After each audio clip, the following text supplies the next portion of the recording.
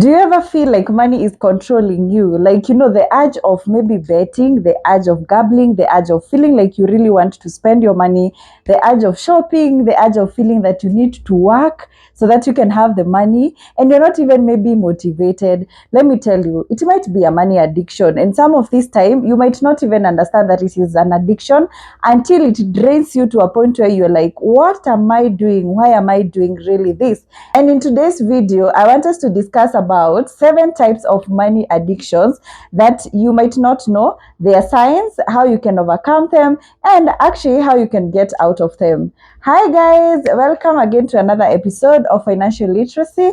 My name is Jane Dishu and I'm a financial advisor. So the first addiction, compulsive spending. It's actually also known as shopaholicism. So this is the urge of feeling like you want to spend your money or you really want to buy something, either maybe for boredom, to get the excitement, or maybe to just beat something or to beat stress, just for the excitement. So when you have that 1,000 Kenya shillings, you really feel like, I really want to buy something. I really want to spend this money. I cannot stay with any money in your account. I know to some people it feels like this is actually means. And some of these signs is you feel like stressed when you are not spending your money. So you feel like you're stressed when you have like money in your pocket or in your mobile app. Like you feel that urge of you're stressed, like nifanyie nini hii pesa. The second thing, you actually feel guilty after you spent the money. So after you have like spent the money, like after you have really beat that and you have spent the money, you feel like a guilty of what have I done? Why did I spend that money? Sasa hiyo pesa, what have I done with it? Like you really feel that guilt beating you so hard. So one of the remedy is actually making sure that you have a budget and a workable budget. I have done a whole YouTube video discussing how you can be able to successfully set a budget and actually stick into it. You can also use mobile app, maybe budgeting mobile apps where you can track the same. And I actually have a designed Excel template where you can be able to actually see your budget and you can be guided on the same. You can actually purchase that. Make sure to follow me on my Instagram and order from the same. The second remedy is actually using the 48-hour rule. This is where if you feel like you want to spend money on something or you want to buy something, you take like 48 hours, and if you still need to buy that thing, it's actually something you might need. But if you don't feel that urge of buying the same thing, actually it was just the excitement, it was something that you could work around. The second addiction is actually gambling. All of us know what that means. It's the urge or the hope of trying to put your money away, just thinking and wishing that one day you're going to get this prize, you're going to win a lottery. And let me tell you, that excitement starts from a place of you really want to have this amount of money. You have actually created a picture of how that amount of money can actually change your life. So most of the time, you definitely don't see that you are addicted to just putting the money aside. Most of the time, you're actually not even feeling the urge of you're losing money from that gambling because you're seeing the whole big picture. So one of the signs is where you feel like you keep on putting money even if you counting losses. You keep on being hopeful that one day you're going to win that lottery. You also keep on going back to a place where you felt like you lost money or you felt that you had.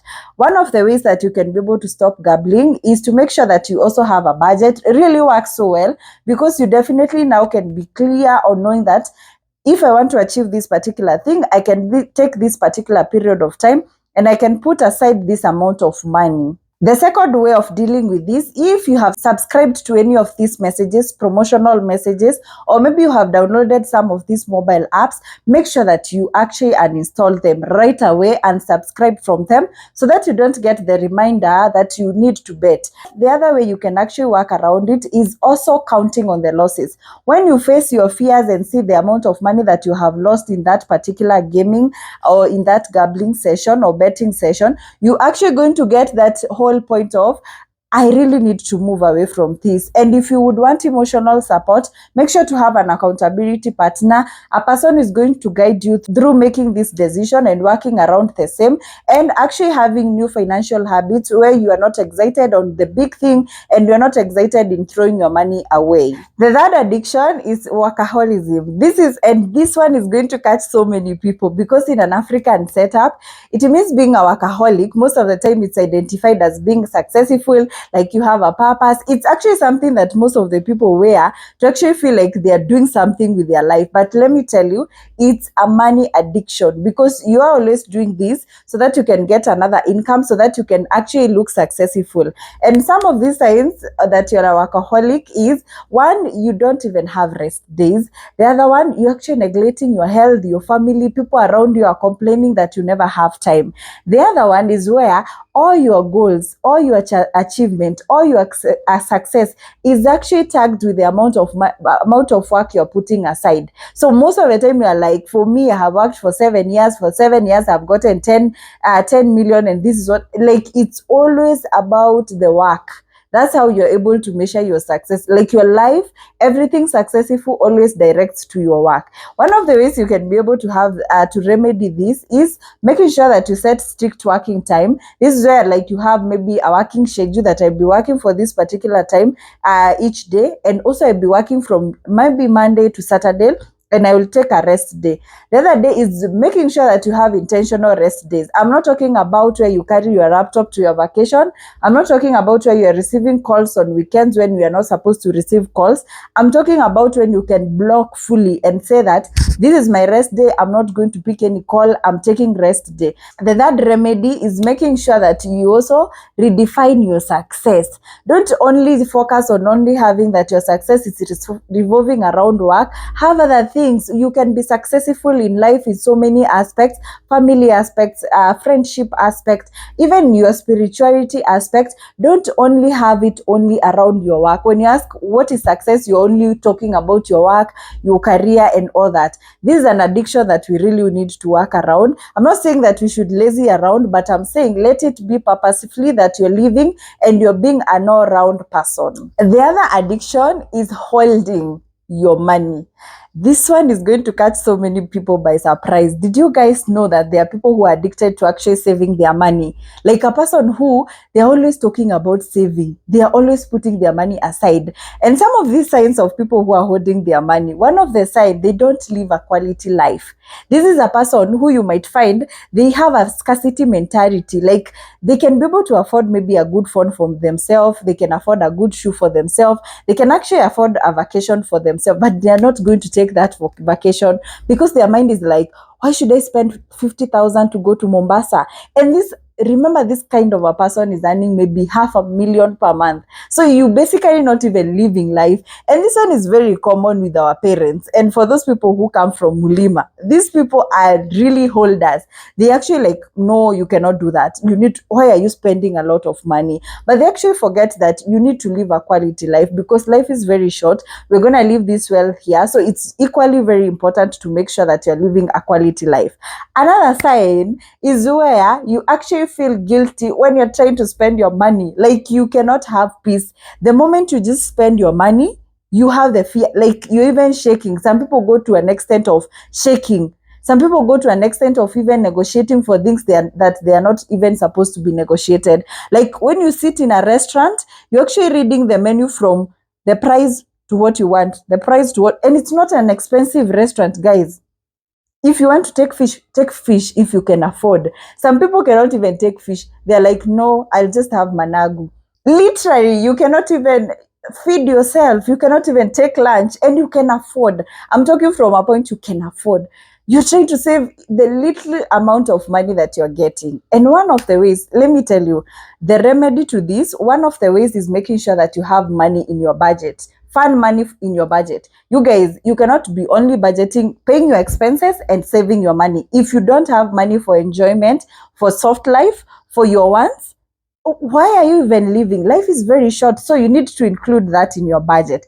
The second thing is try to understand that life is very, very, very fragile and it's actually very short, and you're going to live everything that we have here. So try to live a little bit, like trying to start accommodating small luxuries in your life. It's actually give you excitement to even look for more money. Most of the time, I feel like holders, the moment you are living within 100,000 and you're saving that amount of money, because you're a holder, most of the time you don't even think of investing. So you're actually going to stagnate on the 100,000 that you will never grow to the capacity of 1 million per month. So most of the time, when you grow and risk and have a luxurious life, you have even motivation to work. You have the energy to push around. So Can we just live a little bit?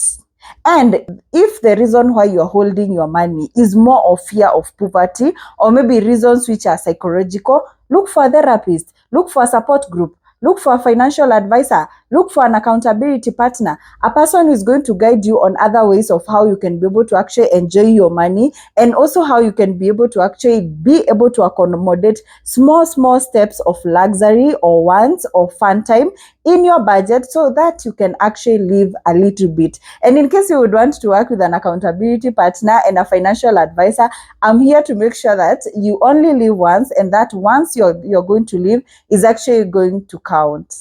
The fifth addiction, risky investing. At this particular point, there's investing and there's risky investments. This is where a person is actually so excited, or they're really solely into investing in risky aspects, where they constantly put their money in risky investments. They lose money, but they still go back to those risky investments. Like, they constantly putting their money, like for example, forex trading, cryptocurrency, these scams which are online, like the pyramid schemes. You are constantly putting your money, you're constantly investing your money, and you continue losing your money. It's an addiction when you constantly looking at your phone, like even in a function, even in a family time, in your rest days, even in the middle of the night, you're just waking up to see, I traded. Why is it? Like, it's an addiction when you don't even have a schedule. It's an addiction when it takes control of you.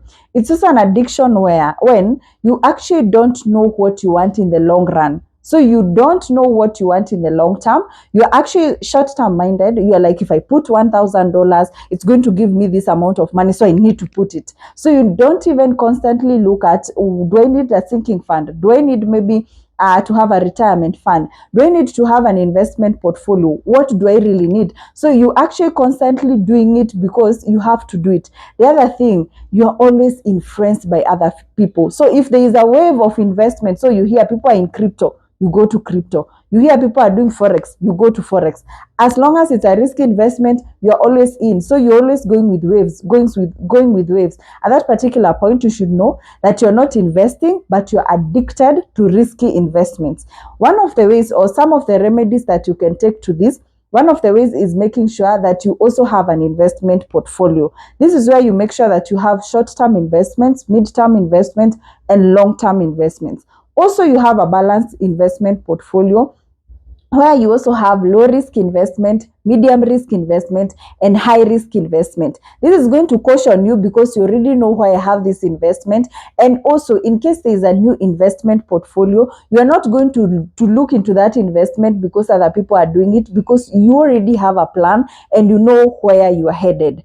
The second remedy you can actually take is educating yourself in investing. Let me tell you, education is very important. Doing your due diligence, making sure that you understand the investment that you're about to take is very important. Guys, I'm not telling you to go around the world, look at all the investment and start investing. I'm talking about looking at what you want as a person. These are my financial goals. This is where I want to be in life. This is what I want my money to do for me. And then educating yourself on the available investment portfolios that you can take, and choosing an investment portfolio based on your financial goals. So at this particular point, we are not only investing because we have to invest, we are actually investing because we know the reason why we are investing. The third way you can remedy this is by having an expert in your life, making sure that you have a financial advisor who is going to look at your investment portfolio, making sure that you have a wealth manager who can be able to guide you on how you can manage the small amount of money and assets and investments that you already have,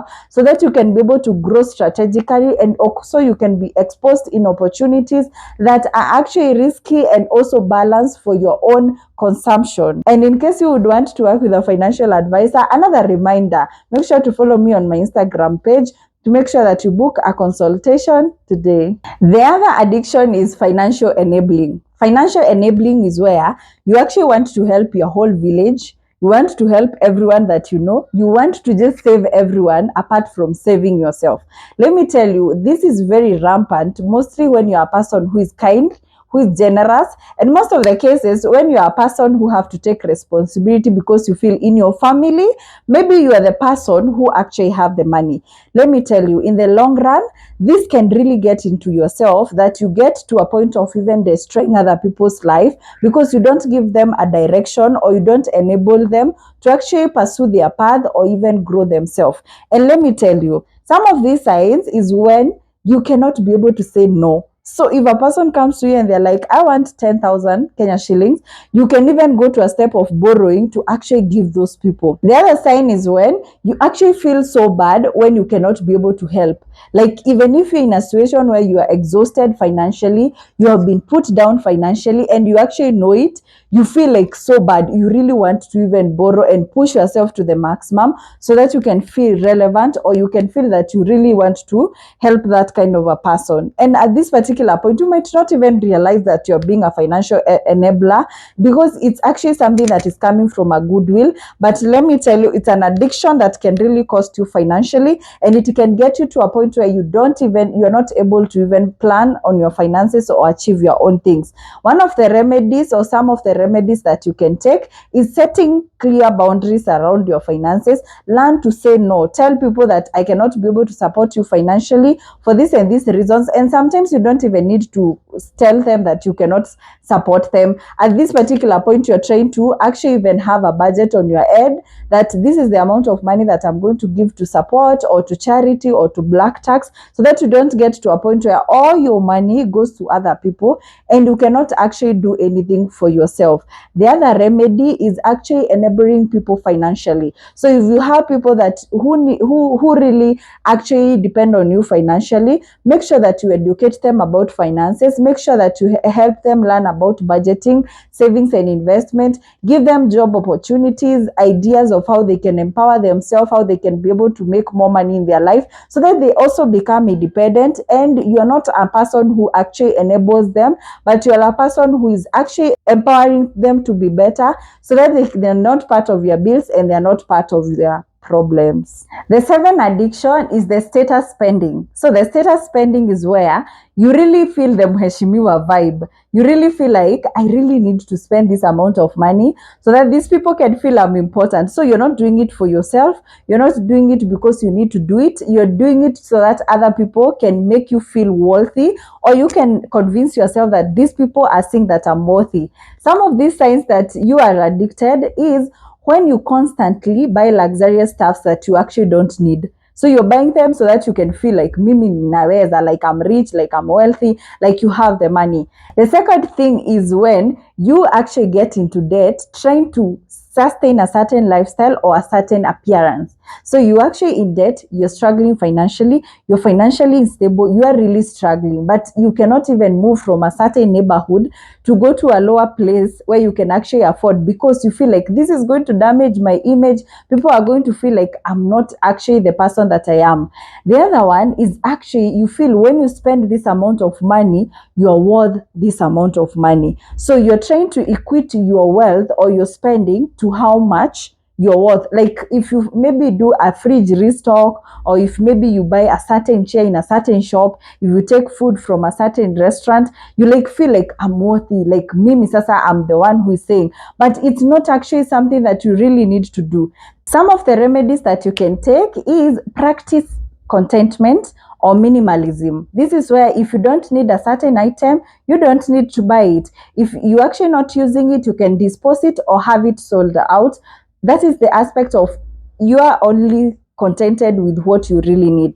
The second way is actually auditing your social life.